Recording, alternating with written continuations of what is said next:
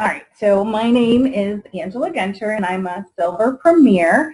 I've been with Perfectly Posh for 2.5 years, and I lead the team Endless Possibilities. I have been with direct sales for about 12 years, and I've done a lot of things wrong, and I've done a lot of things right. And I've had to learn how to kind of feel my way through getting new consultants started. I've started new consultants offering them nothing, and I have also given consultants everything, all of my time, all of my my energy, my supplies, and product. So I've learned how to do things right, I believe now. So the first thing that I have come to realize is that I am not the person. I'm not in charge of somebody else's destiny. So I have detached myself from new team members. And for example, you've got somebody come on board and they're a total rock star. You feel like they're going to be a total rock star. And they get started and they're in it for about 2-3 weeks. And then something happens and they're like, I don't think this is for me. And then what happens to your psyche? You get all disappointed. You feel like you failed. You feel like you're not a good leader. And then you have those people come on board that you think aren't going to do anything. And then all of a sudden they do. And they turn into a complete rock star. So basically, you want to detach yourself from the outcome of what happens with this new team member. Get them recruited, get them on board, and get them trained. So what I'm going to try to do is walk through some of the steps that I use to get new consultants started. I've learned also that you have to treat every one of them the same and give them all the same amount of time and attention. So let's start with that.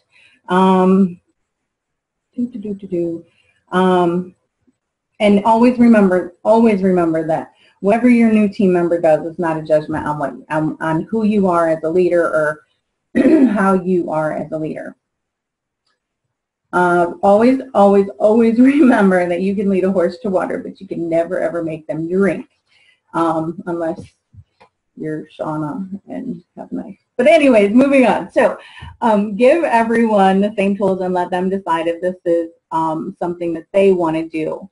I always get people on board by saying, hey, come join us. You don't have to marry us. Just date us for a bit. So keep that in mind, that they're just on. They're going to get started. They're going to feel their way through.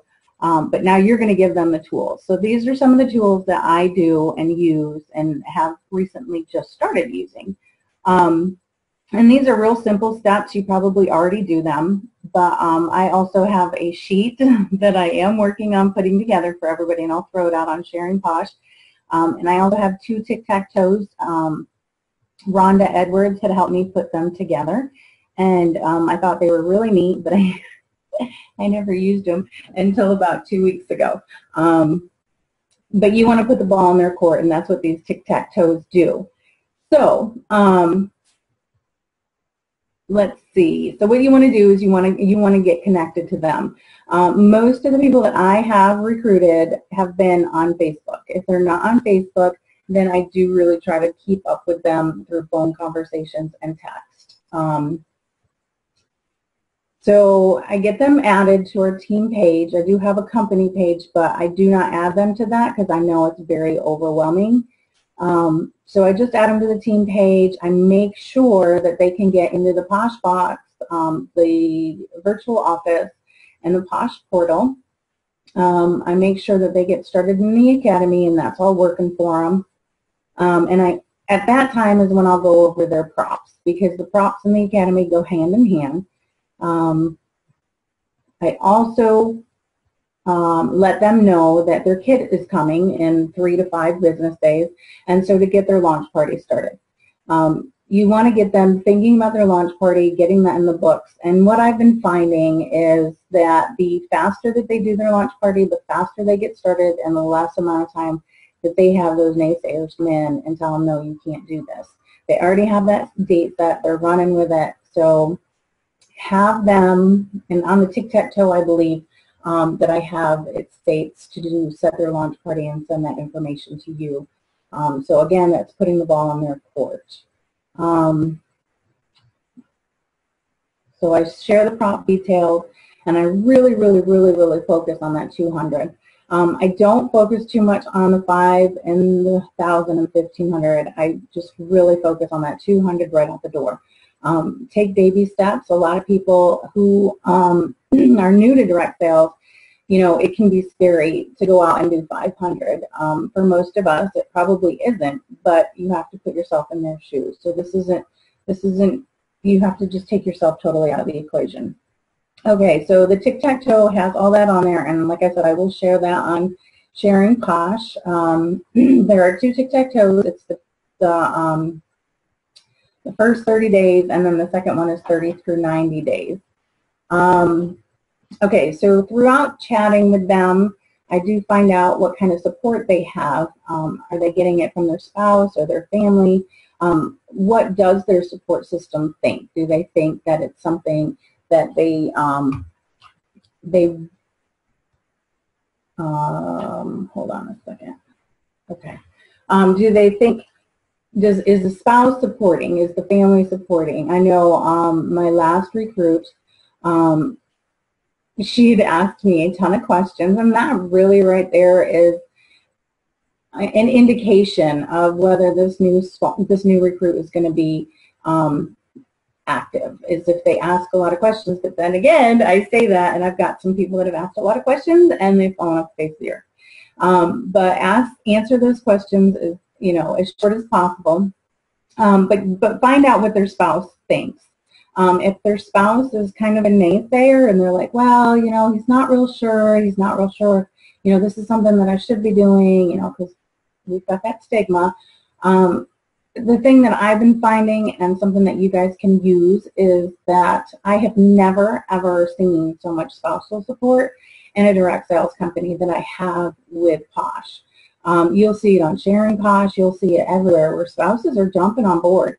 They want to use this product too, and they get really excited about it. So if somebody says, well, you know, they're not real sure about it, then just say, you know, well, let's give it a try. Let's show them that you can make money, and really show them that they can make money by getting that launch party started as soon as possible.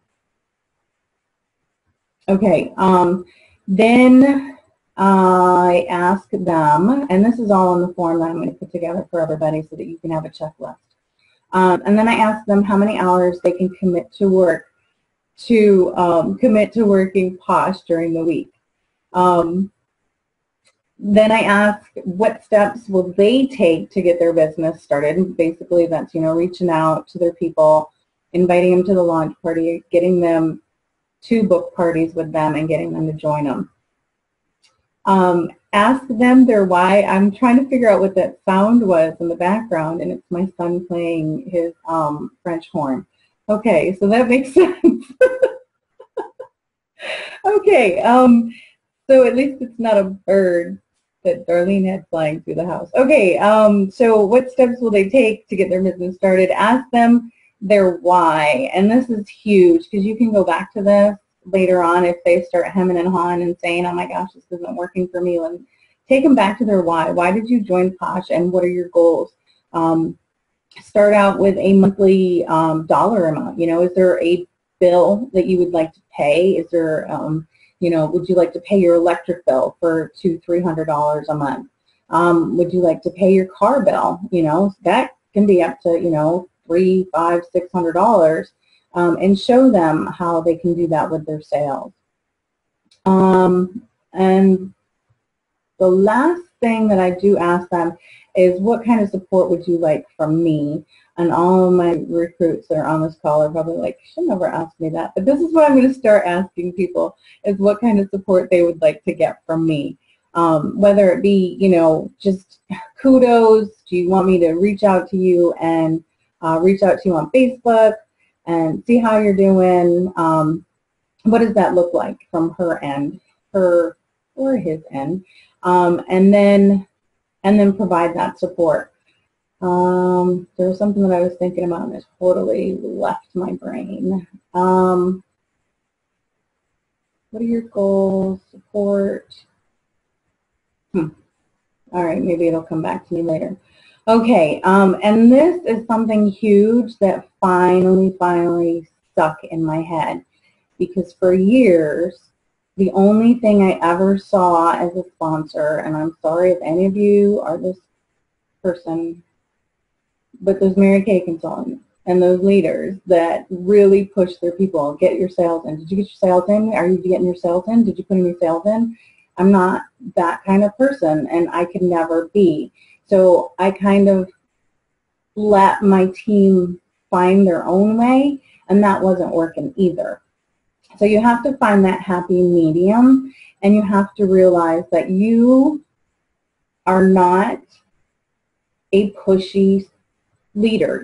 That's not what you're doing. What you're doing is providing them with the tools that they need to succeed. So if at any time you start feeling like you're being a pushy sponsor by, hey, did you get your sales in? Did you get your sales in? You know, that's when you have to probably reel it back in a little bit.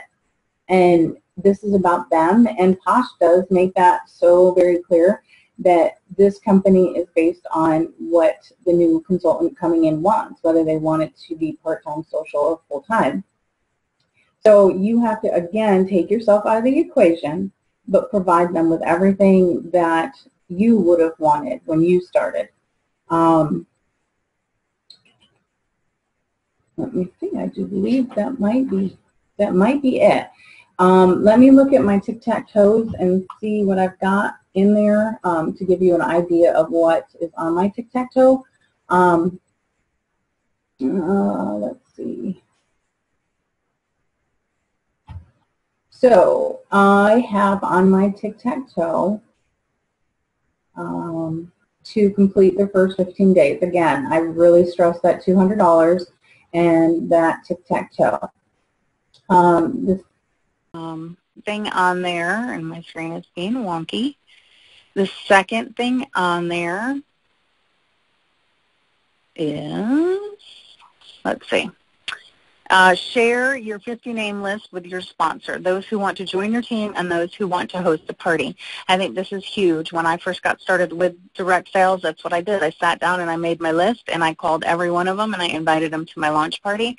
I did first ask them for a party, so maybe that's kind of a script that you can come up with to have for your new consultant, is give them a script that's just real simple. Hey, Sally, this is Susie calling. I just wanted to let you know about my new business. I started with Perfectly Posh. We are a pure pampering company, and we offer head-to-toe pampering. And I am doing a spa party, and I would love for you to host one for me. Is there a day that would work for you during the week or the weekend? And if they say, no, I don't really want to host one, then you can go on to ask them to come to your launch party, and, of course, have that launch party date set. Another thing on the tic-tac-toe is have somebody join your team in the first 30 days. You want them thinking about growing their business, especially if their why is to make $1,000 a month. There's no way that they're going to come on board and do $1,000 a month in commission by just doing sales. I mean, they can, but why do all that work when you can have other people working with you? Then I have them post a picture on our team page of their first party and share how it went, so that way we can give feedback as a team. If it went well, we can, congratulate her and cheer her on, and then if it didn't go so well, we can pick out the things that did go well and turn it around. Hold your launch party within 2 weeks of joining. Participate on Sharing Posh Facebook page your first 4 weeks for Winners Work the Weekend. So you're getting them plugged into Sharing Posh, and where they're going to find a lot of information. Some good, some not so good. And then have the 200 in sales before your first 15 days. Again, there I'm really pushing that 200 to focus on that. And then I have them jump on our team page and introduce themselves. I will always, I think this is huge too. I will always introduce them on the page, and say welcome to the team. And I always like to actually tag them on my Facebook page and welcome them to the team, because it's doing two things. It's showing everybody that you are building your team, you're having people join you, And it's also showing their friends that, hey, she just started a new business. So be on the lookout for Posh being in her news feed. So the last thing on the tic-tac-toe is book and hold 2 parties in your first 30 days. Set your parties up in the virtual office and share the links with your sponsor. So what you're doing there is you're getting them in the virtual office. They're setting up their parties. They're knowing how to set those parties up and run with that.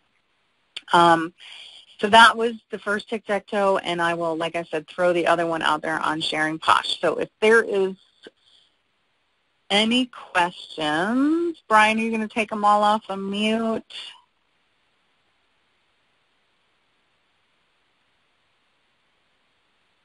I know. Yay. Okay, so you're all unmuted, so if you've got dogs barking or whatever in the background, you can star 6 if you don't want to be on the call, be heard on the call, I guess. Hi, Angela. It's Christina. I'm on the phone. Hey. Do you have I any couldn't questions? get into the Posh box, so I called the number. That's what you're supposed to do. You're good to go. Okay. Does anybody have any questions? Brianne, are you on the call? Yeah. No questions so far. I have a question. Okay, who's this? Dominique, hi. Hey. What do you give new recruits anything? Because like I feel bad with them starting out and not having any like Laycons and information cards and stuff like that. But when I get a few recruits, it's hard to give out so much product just starting out. So I mean, do you typically like give them anything or? Okay, so remember I said I'm learning as I go, and I've been doing this forever. Okay, so I started out, and I was giving away a ton of stuff. It was coming out of my pocket, and then I drilled it back, and then I drilled it even further, and my thought process is, as they're getting enough from props, why do I need to give them stuff? And they're getting enough in their kit to do a party. I mean, we know Jessie Condor is like the bomb when it comes to getting a business started and not using anything but her kit. She didn't. She used her props and, well, okay, so maybe she might have gotten some Laycons from me back then, but she didn't use anything other than that. So it can be done, and I know that we get this big idea in our head that we need so much to get started, but you really don't. So with this tic-tac-toe that I'm going to start, I will give them a gift if they finish the whole thing. I mean, going back to that whole thing of people get started, you think they're going to be a rock star, and they quit and you never see them again. So why not at least have them work through this tic-tac-toe and then give them something? Give them something small. Give them, I don't even know what I'm going to give them. Maybe some labels, something small that you can duplicate and not come out of pocket too much. I've always heard to figure about 10% of your profit should go back to your team. But that's not your sales profit. That's the team profit. So if you're not making any money off of your team, how can they expect you to give them gifts? I have a good idea. Okay. If you don't mind me interrupting. No, you're fine. What I was doing is at school time when they have the flash drives real cheap, I'm taking flash drives and I'm putting on all like the graphics and everything that I find online so that they don't have to go search for them all. Right. Because I spend hours a day searching for graphics and all kinds of stuff. So if you put it all in one folder, and then when you get someone and you can put it down on the flash drive, then you can give them the flash drive, and it kind of gives them, a head start on a lot of stuff. Right.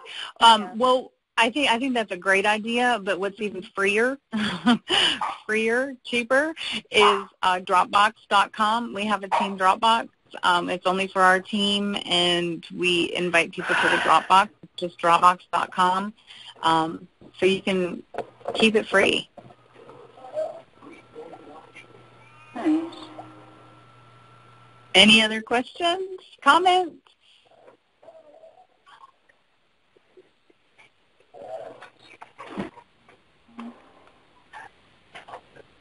This has been very awesome. Thank you. You're welcome. Do you have any questions? I'm sorry, this is Lori.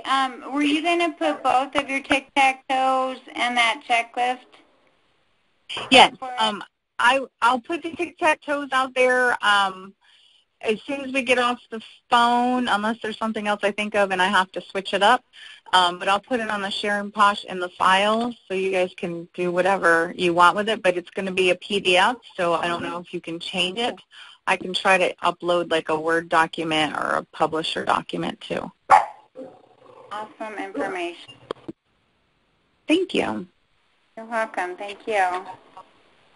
Hey, Angela. Go ahead. This is Christy. Tell me more about this Dropbox. I've never heard of that. The Dropbox.com? Okay, Dropbox.com. It's a free file sharing page. You go to it, you set it up, and then you share that folder, whatever your team name is, whatever you want to name it.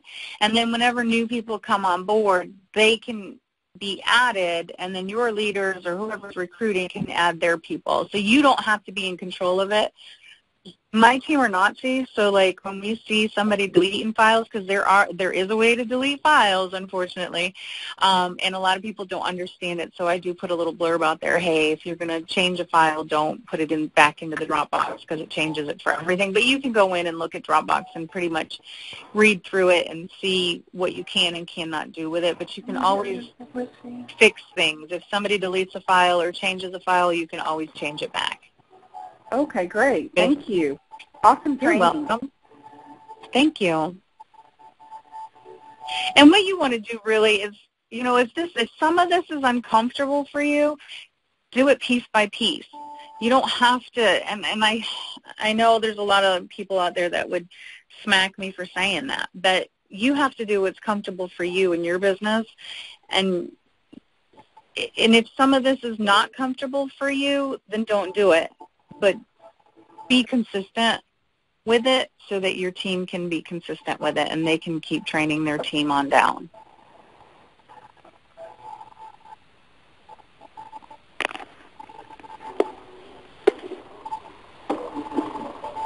Okay.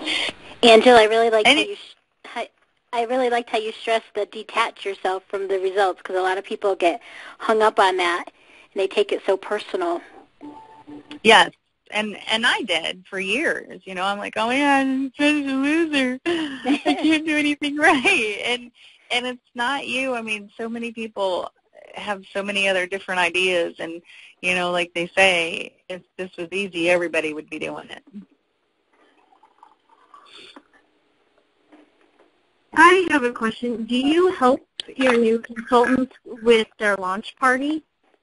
Oh, I was waiting for that question. If they are local to me, I will. If they are not local to me, I stress over and over and over again to just have a slumber party with their products. Just think of it as just open up the box and play in the products. I know for me, I needed my sponsor there for the first one, and I don't know why, because we just played in the products. A lot of people they've gone to different direct sales parties, and it's just wah, wah, wah, wah, wah. And so they feel like that's what they need to do is stand up there and talk at people. And with Posh, you don't have to. You just hand them the product, and they can smell it, and they can see it, and they can touch it and feel it. And that's what the experience is, not a whole lot of talk. So, I mean, of course, you want to talk about the products, and you want to sleep with that newspaper, the Posh paper. I slept with my catalog probably for 2 weeks, just reading the product over and over and over again. And now our Posh paper is even better and gives us even more information. So that's something I really stress them. I guess I should put that in my training, to sleep with the Posh paper. There we go. I'm making that note. And I know for some people they do need you there, but you can, look at where technology is. You can be there for FaceTime. You can, there's so many ways that you can be there for them. And I'm always available if they need me, if they're doing their launch. And overbook. Right, exactly. Okay. I have a question, Angela. It's Katie out in Minnesota. Oh, who's this? I don't know who this is.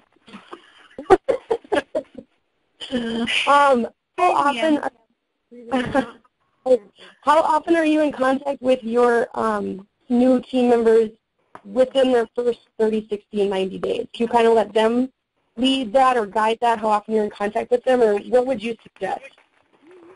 I'm going to go back to that whole learning thing. And I do believe that, okay, and I'm going to go from people that have just signed up in the last, 3 to 6 weeks.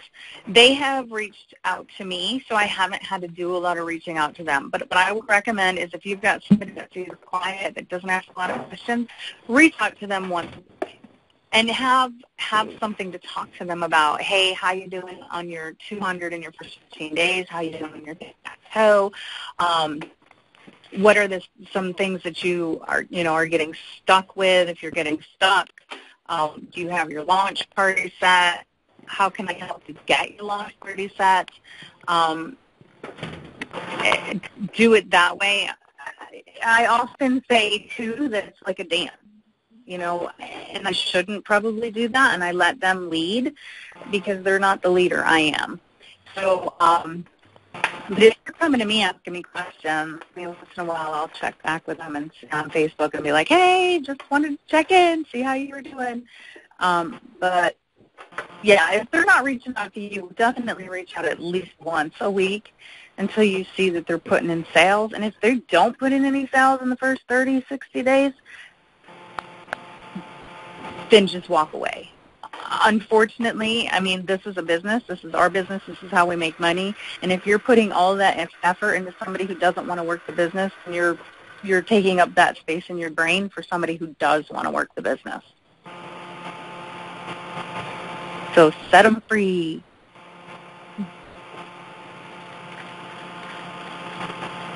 Did that help? Yes, thank you. Okay. That helps me, yes. Thanks, Angela. It's Christina. I have another question. Okay. I have had a few people that say they wanted to join and that they'd never heard of Posh before, and they'd ask for a catalog and some samples. Okay. And I'm not sure how many samples to give. I don't want to give too many because I know that there are people out there just looking for samples. How much is too much, and what would you suggest sending them for product?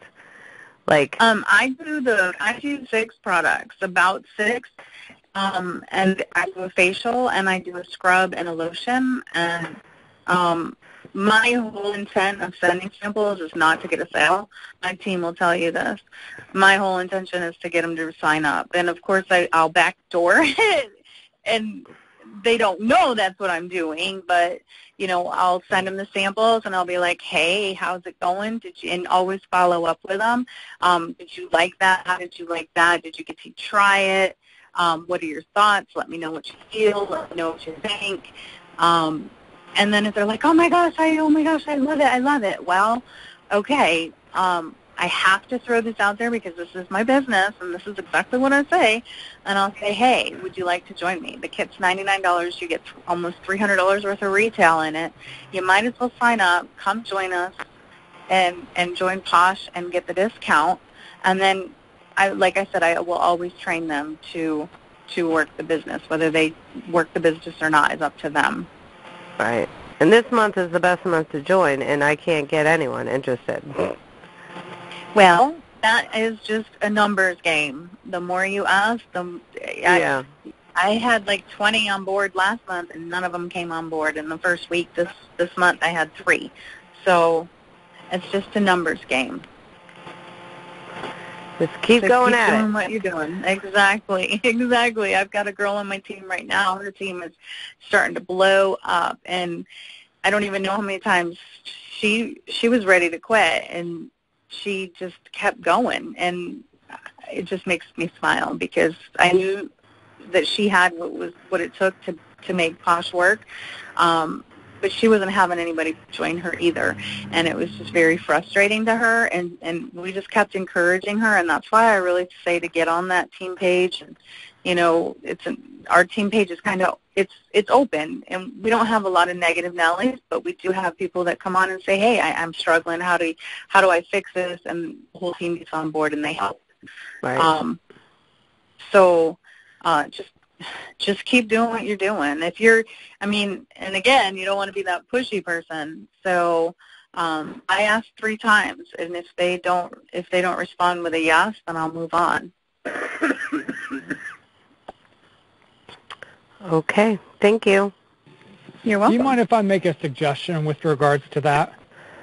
Sure.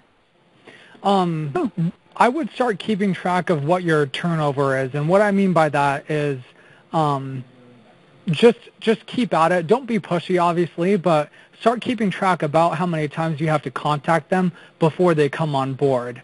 Does that make sense? Because, for example, if I was a consultant and I started keeping track of that, my average might be like 6 or 7 contacts, and then they join. So we might be leaving a lot of potential recruits on the table without meaning to. Now, are you doing that like once a week, once a month, every couple weeks? I would personally keep track of it. I'm a business development analyst with the home office, and so I work with silver premiers and above, so I'm actually not a consultant. But one of the pieces of advice that I gave to one of the premiers that I've been working with is, if you have a pool of 20 people that you're working with, have them in your phone as, Julia, potential recruit. And then when you reach out to them, shooting a text, then you save it as Julia recruit 1, and then 2, and then 3, and then 4. And then, at the end, if they do recruit, say recruited. And that way you're keeping track of how many times it takes before they say yes. Right, and but how many times are you calling them or contacting them? Are you doing it once a week, once a month, once every couple weeks? I think a lot of it is just the feel, to be honest with you. That's way more up your alley than mine. My suggestion is more on the lines of just, figuring out when people do say yes. Okay. Does that make sense? Yes. Okay. Thank you. And with that, Brian, you're right. I don't probably give up after 3, but I will kind of let them linger out there, and I do keep sending them my monthly newsletter, and I do, if there is a special, I will be like, hey, Heather, there's a special, just wanted to let you know, and, either text it or Facebook it or whatever. Absolutely. So definitely, I don't ever stop asking them until they say, no, I'm not ever going to join you. I've got somebody in my email right now, like, I go through my email probably once every 30, 60 days and just kind of get rid of all the junk that wasn't already gotten rid of, and I'll keep those people until they say, no, I'm never coming on board. But I'll still shoot them out an email saying, hey, just thinking about you, is now the right time. Mm-hmm. Gotcha. It's a lot to think about. Thanks. You're welcome.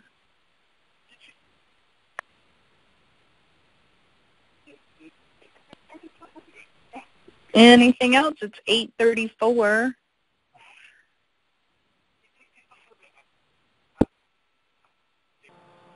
No? I have a question for you. I hope you all have a fantastic night. Brian, we got somebody. Oh, no, sorry. Go right ahead. I'm sorry. No, you're fine. I have a few people on my team, but unfortunately I contact them fairly regularly on Facebook and on text, but some of them, they just don't communicate, and they don't seem to be participating as much on the Facebook pages, or they're just very uncommunicative. So how do I start encouraging better participation on like the team pages or in the wows and shares and all that stuff? you can't, unfortunately. They're going to do what they want to do, and if this isn't something they want to do, they're not going to do it. Like I said, we're here to just guide them. If they don't want the guidance, they're not going to take it. If somebody doesn't reach back out to me, I don't take it personally. I just move on. And if there's something that they're doing that's great, like they had a party or they had, $100 in sales, at a smaller size team like you have, I would go ahead and maybe just tag them in a post, hey, great sales this month. I wouldn't put how much they had, but I would just tag them, maybe on our Facebook page and say, hey, great sales this month. I hope that you're enjoying your products. But most of the time, if they're not communicating with you, then they just came on board to get the products at a discount. Are they local? Is your team local? Well, no, now I have one. She just moved to Alaska, and another one is in South Dakota.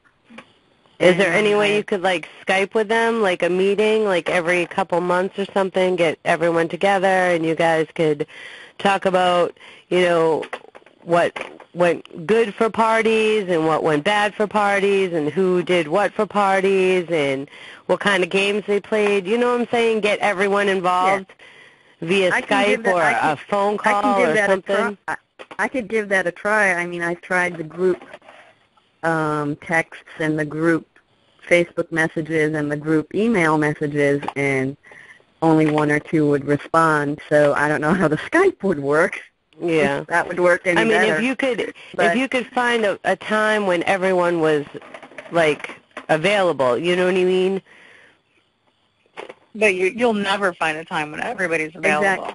Exactly. Well, but you can only do what you can, and like with a team like yours, if you're wanting to get to Pink 1, I would just make it about, I would just send out an email like I do and put, recognition, a little bit of training, and your team goals, and put that out there to them. If they respond, which I don't get anybody to respond out of mine, and out of the 300 that I send an email to, only about 120 even open it.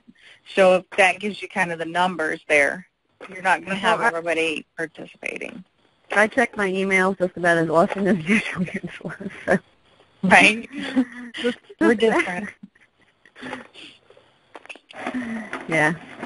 Okay, I appreciate it. You're welcome. Just detach. Keep that word, detach. Yeah. It's hard not to take personally, and then I see everybody else's teams like blowing up and being all gushy, and then I look at my team and go, wow, where are you all? Well, I'll show you my report, and you'll be like, oh, okay, I'm not doing so bad. Well, if it makes you feel any better, I made Pink +1 in my first 90 days, and my +1 has done nothing. Aww. So that's why you just keep recruiting, keep getting fresh blood, and just keep moving. Yeah, that's when it all starts falling into place, when you're like, oh, so that's why. Right. That's the team building. I get it now. Okay.